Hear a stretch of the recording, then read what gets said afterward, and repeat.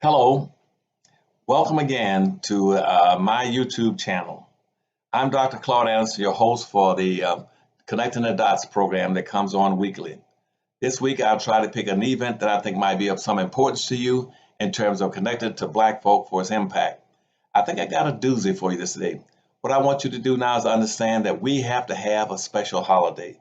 We are the only people I can think of in the country that have no special day to celebrate that we can use to unite our people to pull ourselves together and function as with a sense of community and rebuild a physical communities so we can learn how to practice group economics, group politics, and appreciate the magnificent things that we have done in this country under the most horrifically negative conditions of slavery and Jim Crow semi-slavery.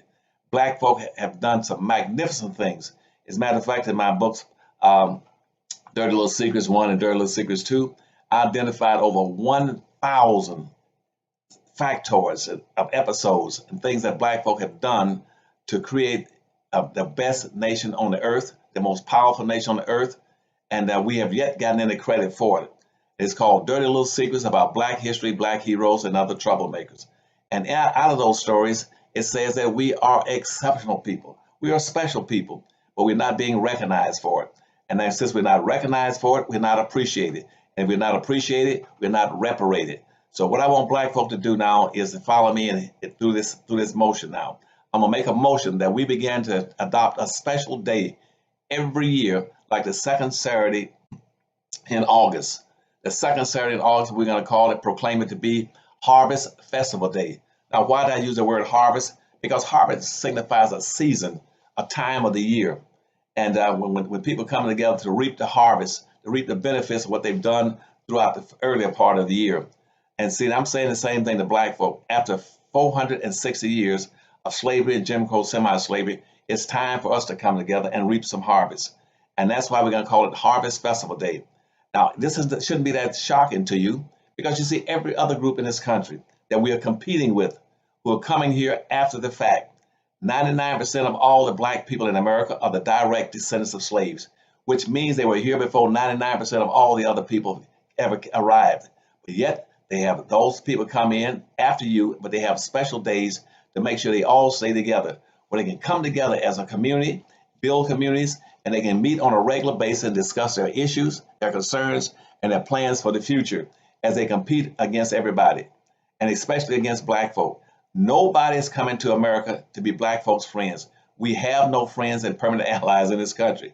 And according to all the information I can find, 98% of all the people in America back in the 1860s were adamantly opposed to freeing slaves in this country.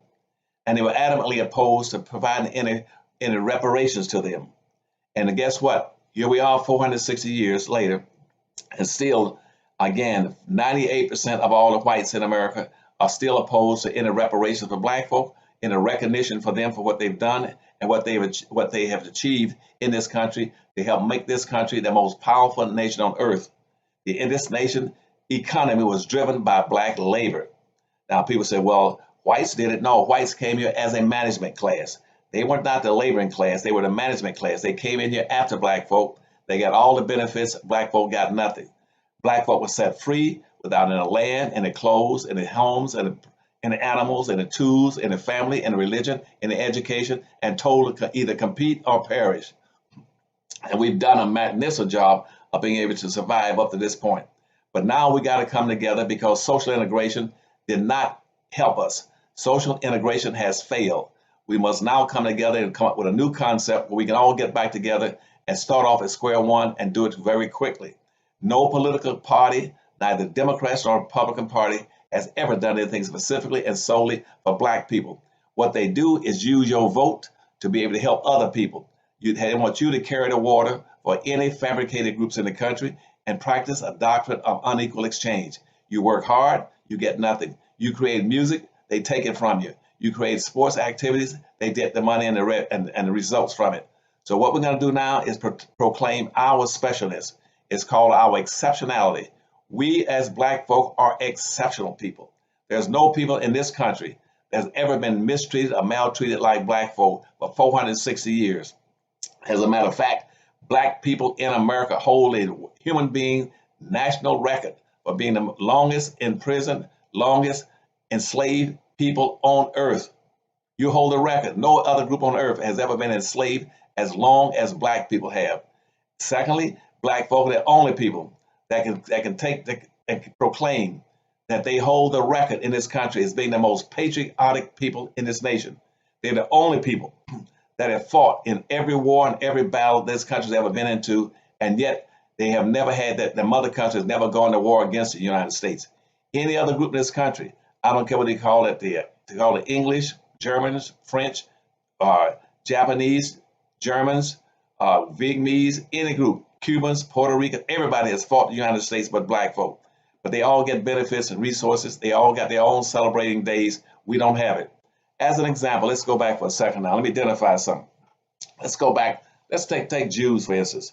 Jews are basically whites practicing Judaism, but they have a special day. It's called Passover, where they come together and celebrate being together, being united, and having a common interest and a common goal from a religious perspective. And that's very good. They unify, they pool their money, and help each other economically and politically in this country. That happens in the fall. Same thing happens, let's say, in the spring with the Irish. Irish came to this country way late in the early part of the mid part of, I guess, of the 1800s. They came here.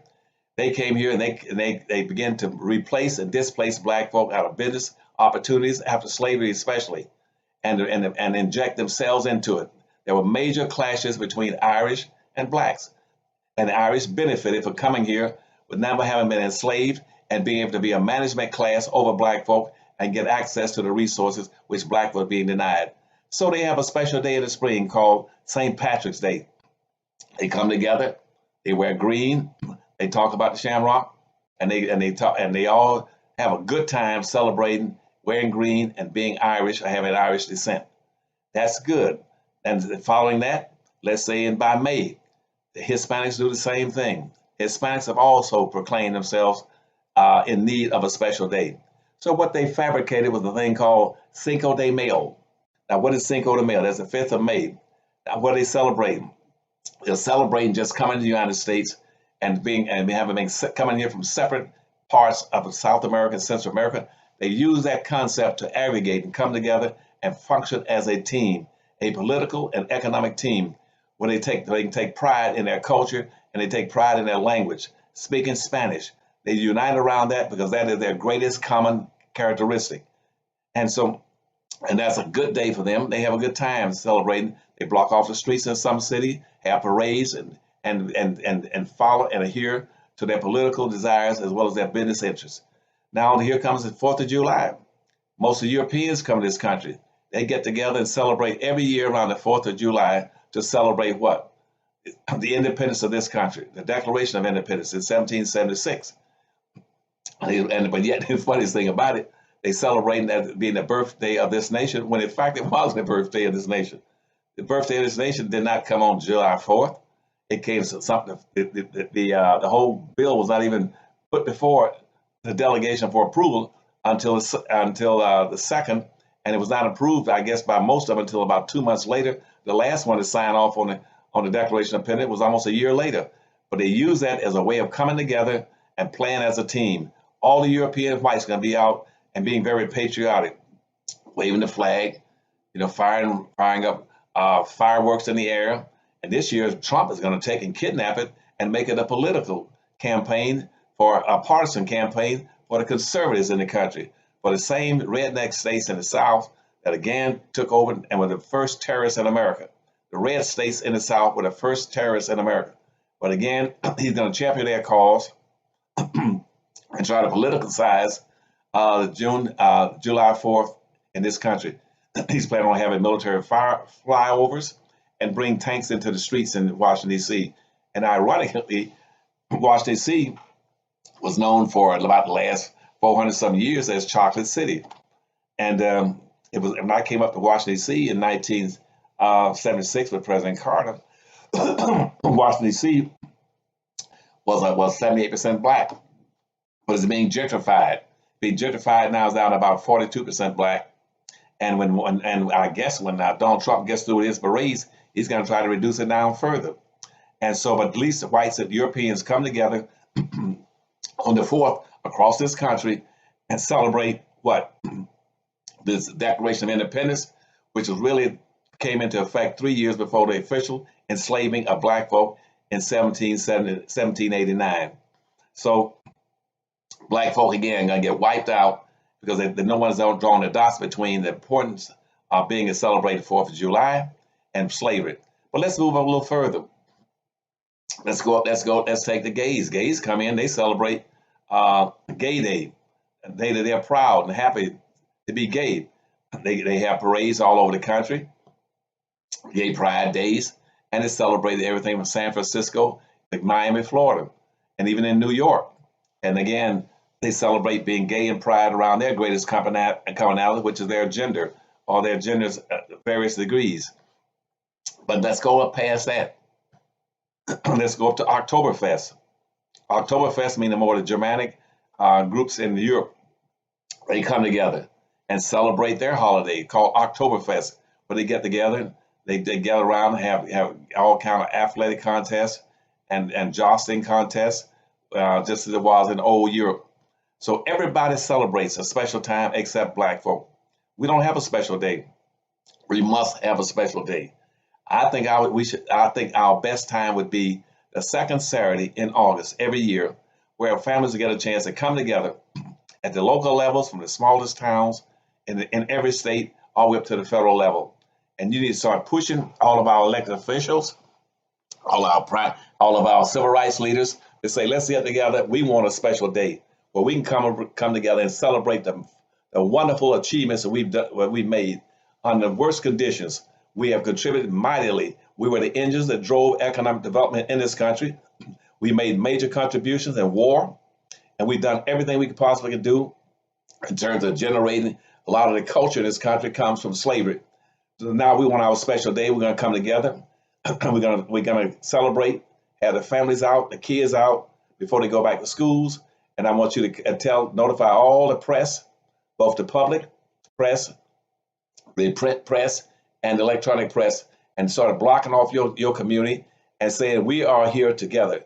From now on, we're going to celebrate as exceptional people. We are unique. Nobody in this country has been treated and maltreated like we have. We are special. There's no one in the country. And the worst thing you can do is somehow pretend that somehow we are no different from anybody else in this country who came here as immigrants. Black people are the only non-immigrants in this country. We came in here first as either Folsom people or as Moors. Now, the so-called original people they call the Native Americans, they came here 5,000 or 6,000 years ago, about 16,000 years after blacks were here. So we're going to come together, reunite, rejoin ourselves, and celebrate our achievements, demand recognition, appreciation, and reparation for our people. It's called Harvest Festival Day. And in every city, we're going to have some people doing these things. In California right now, with Dorothy Tillman in Chicago is thinking about doing it in Chicago, Rosie Milligan in California, and we got Sister Sean doing it here in Washington, D.C. So join us, call in, and I look forward to talking to you at the next Connecting the Dots episode.